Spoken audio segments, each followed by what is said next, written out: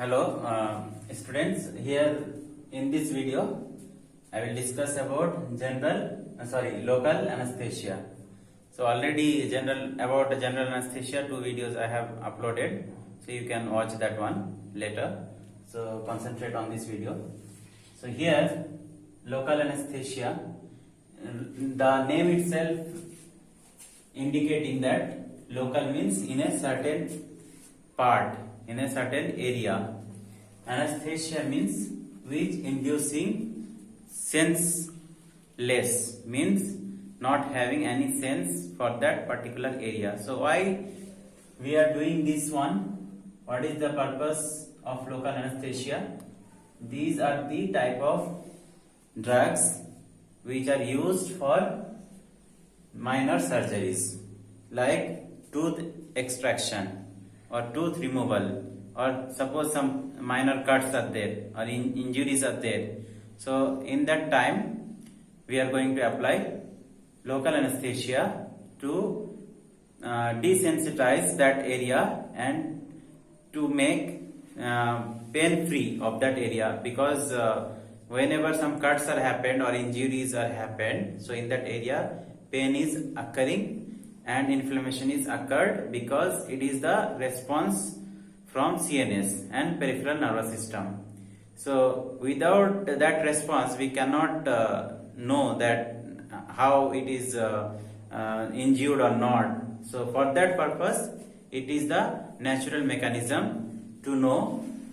So pain is good to know the effective area, to know the injured area. So that is good, but more pain will make us unpleasant feeling. So it may cause us very much uncomfortable. So that's why we need to reduce the pain. So totally it should be painless. So that's why we are using local anesthesia. So heading is local anesthesia, and these are using on topically, like surface of the wound or surface of the skin, or where the minor surgery is going to happen. We are giving by cream or by lotion or through injection. So via topically application or locally injected or injected locally. So in that particular area. So now mechanism, in short I can say that it is blocking the nerve conduction. Means nerve is the network of connections all over the body. So this is the one single nerve picture or diagram. So millions of nerves are there which are conducting and giving response towards the body's parts and organs. So by that conduction is happening, and by giving local anesthesia, blocking nerve conduction and causing reversible loss of all sensations in any part. So when injury is happened, so if nerve conduction is going on, if nerve function is being normal, then you will feel pain. So we should totally stop that pain. That's why we are using local anesthesia. Then these local anesthesia chemically are weak bases. Local anesthetics are weak bases, and it is having chemical nature, is having 3 parts. In chemistry, in that local anesthetic agents, it is having 3 parts. So one is hydrophilic, means which is water lovable, means it can easily dissolve in water. So hydrophilic amino groups, and lipophilic means it can cross the lipid bilayer. So lipophilic aromatic group, and third one is intermediate ester or amide linkage.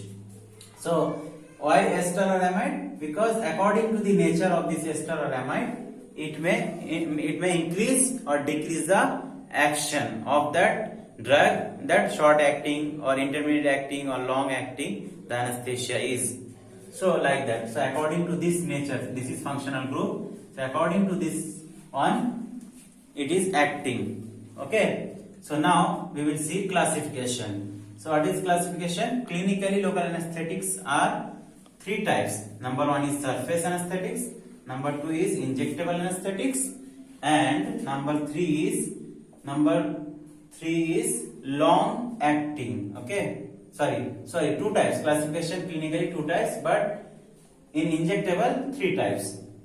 So in surface anesthetics, examples are cocaine, lignocaine, tetracaine, benzocaine, and oxytazane. So these are the surface anesthetics, means superficially it is applying on the surface. Okay, and injectable are of three types.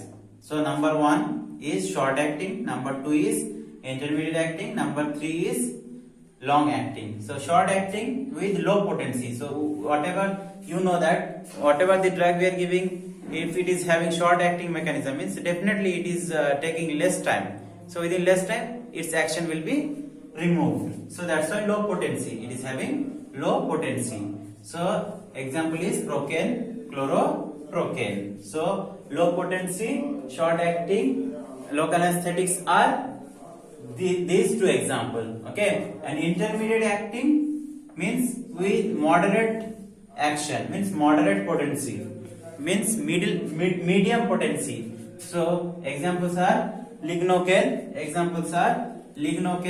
mepivacaine, and prilocaine.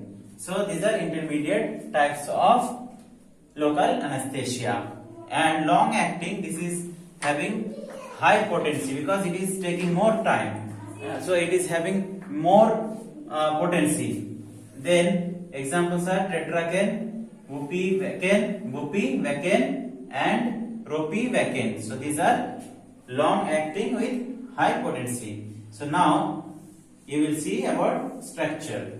So any compound will have like this structure, So I already mentioned here that there are three parts in chemistry. Number one is hydrophilic amino group, number two is lipophilic amino group, aromatic group, and number three is intermediate ester or amide linkage. So here first one is lipophilic aromatic group, then linkage ester or amide. According to this functional group, it's having long acting or short acting. Here you can see the example. Okay, so whenever you need to know about this one, so you can later you can remind it and you can see the video again. Pause it and see the video. Watch the video, so you will understand. Okay, so this one, second one is ester or amide linkage, and third one is hydrophilic amino group or amino sugar. So this is about classification and little bit introduction about local anesthesia, chemistry, and classification according to clinical local anesthetics. So you know that this is ester. This is the functional group of ester. R, in place of R you can replace this one. Okay, and this one. Okay. So R and C double bond O bond OR. This is ester functional group, and this one R bond C double bond O bond NH. This is amide functional group. So don't be confused, and you can pause and you can watch anytime. Okay. So these are the two functional group, ester and amide. So up to here you understood, I hope so. Then here how it is working, mechanism of action, actual mechanism of action, or how it is working, local anesthesia. So we know that through nerve only conduction is happening, or any sensation we are going to justify that. Okay, yes, I am getting pain because it has cut and it is bleeding. So I am getting pain because their nerve endings are cut down. So sensory nerves, one type of nerves are sensory nerves, another type of is motor nerve. So sensory nerve is taking the impulses from the affected area towards brain. Okay, spinal cord towards the spinal cord, and spinal cord to brain. So spinal cord is also part of CNS, you know. So central nervous system, and peripheral nervous system. From peripheral nervous system, it is taking the conduction of nerve impulses, and it is taking towards CNS, means spinal cord. Okay, so and sensory nerves it is taking, and from the affected organ, and it is then from brain coming via motor nerve, and any action is happening. So whatever there, if pain is there, so we cannot do any seizure or anything. So for that purpose we are using local anesthesia. So here two types of nerve, you know, one is myelin sheathed and another one is unmyelinated. So this is node of Ranvier because fast impulse conduction will happen, myelin sheath. Okay, and when sodium plus ions, this is on channel is there in now. Okay, so sodium ion blockage is occurring, then there is no conduction of nerve impulses. Okay, so how it is happening? In unionized form, it is easily, the drug which is in unionized form, it is easily penetrating through myelin sheath and exoplasm. It is converting to ionized form. So from unionized form to ionized form in exoplasm. The drug is previously in ionized form, means mostly unionized form of drug can be easily passed through the myelin sheath, and after getting into exoplasm, the liquid inside the nerve cell, this is in axon, so it is getting ionized and making blocking of the sodium channel, makes blocking of the sodium channel. So we should, if sometime we need prolonged action, so for that sometime we are adding adrenaline. So in detail I will tell, with local anesthesia we are adding adrenaline or phelipressin. So this is one type of vasopressin, okay, analog of vasopressin, and it is constricting, vasoconstrictors. These are vasoconstrictors. So if blood vessel is constricted, or that injured part is parts having the supplement or having blood vessels, so those blood vessels are cut down, so here bleeding is more, so we need to constrict the blood vessels to stop bleeding, to lessen the bleeding, to reduce the bleeding. So that's why we are using along with local anesthesia adrenaline. So it is vasoconstrict the blood vessels, and by that way it is reducing the bleeding. Okay, so now, so again I am telling mechanism of action. Main site of action of local anesthesia is the cell membrane. Okay, and local anesthetics is in unionized form, easily penetrate the nerve sheath and the axon membrane. I already told you. Okay, easily it can penetrate on the myelin sheath, through the myelin sheath and within the exoplasm. The molecules become unionized, then these molecules ionized to ionized. Okay, the molecules become ionized and block the voltage gated sodium channel. So in short, I can tell that when applying local anesthesia, it is blocking sodium channel, then voltage gated sodium channel is blocked, then no entry of sodium ions into the cell. So there is if no entry of sodium channel through the cytoplasm of the nerve, then what will happen? There is no conduction of nerve impulses, so no depolarization. Depolarization means there is no any excitement. Okay, then no generation of action potential, then no generation and conduction of impulse to CNS. So CNS towards CNS conduction of impulse is not happening. So there is ultimatum, local anesthesia is working. Okay, so local anesthetic activity is pH dependent. In high pH, means in alkaline pH, it can be easily penetrated, because these are the weak bases. Okay, so these are the weak bases. That's why it is more penetrable in alkaline medium. Okay, alkaline pH. Then that is when the unionized form is more, then it is penetrating easily. Okay, penetrability is poor at acidic pH, but in acidic pH penetrability is poor because in infected tissue pH is low, and which cause ionization of the drug, so penetration may be somewhat reduced. Okay, So this reduces the penetration of local anesthesia through the cell membrane, thus decreases the effectiveness of local anesthesia. So what can we do then? Then we should take more amount of local anesthesia to fulfill to penetrate fast. Okay, so local anesthetics are less effective in inflamed and infected areas. The thin unmyelinated aromatic nerves are more readily affected than somatic nerves. Why?